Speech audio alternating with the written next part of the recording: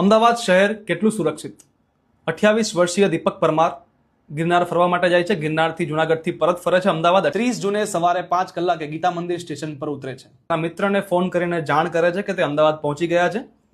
ત્યારબાદ તેના તમામ સંપર્ક તૂટી જાય છે અને 5 કલાક બાદ એટલે કે 10 વાગે તેમના પિતા પર એક અજાણ્યા નંબર પરથી ફોન આવે છે કે તેમનો દીકરો કુબેરનગર ફાટક પાસે છારાનગર નજીક કોઈક એક ગેરેજમાં છે. દીપકના પિતા રમેશભાઈ તાત્કાલિક ધોરણે ત્યાં પહોંચે છે અને જુએ છે તો તેમનો દીકરો બેભાન અવસ્થામાં છે. તેના શરીર પર રહેલી સોનાની ચેન, વીંટી, રોકડ રકમ, તમામ પ્રકારના દસ્તાવેજ, પાકીટ, બેગ, તેમાં રહેલા એટીએમ કાર્ડ, તમામ પ્રકારની વસ્તુઓ ગાયબ છે. દીપકના પિતા તાત્કાલિક ધોરણે દીપકને હોસ્પિટલ લઈ જવાની તૈયારી કરે છે. એટલામાં તે જાણ કરનાર વ્યક્તિ આ જાણ કરવા બદલ દીપકના પિતા પાસેથી પૈસાની માંગણી કરે છે. દીપકના પિતા આ સમયે તે વ્યક્તિને 1000 રૂપિયા રોકડ આપે છે અને ત્યાંથી દીપકને લઈને હોસ્પિટલ જવા રવાના થાય છે. દીપકને સિવિલ હોસ્પિટલમાં ટ્રોમા સેન્ટરમાં રાખવામાં આવે છે અને 2 દિવસ રાખ્યા બાદ 2 જૂને સવારે 7 કલાકે દીપકનું દુઃખદ નિધન થાય છે.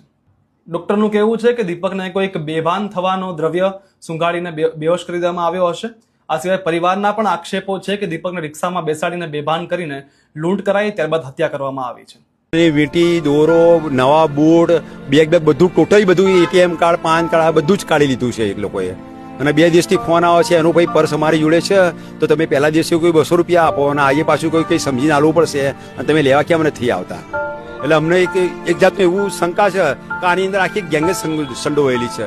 આ એકબીજાને બધું આ રીતે કરતા જશે, રિક્ષામાં બેસાડી લઈએ. 2 બહેનોએ તેમનો લાડકવાયો ભાઈ ગુમાવ્યો, પરિવારે યુવાન દીકરો ગુમાવ્યો. ગીતા મંદિર સ્ટેશન અને કાલુપુર સ્ટેશન આગળ અવારનવાર આ પ્રકારના લૂંટના બનાવો વધી રહ્યા છે, જે શહેરની સુરક્ષા સામે સવાલો ઉભા કરી રહ્યા છે.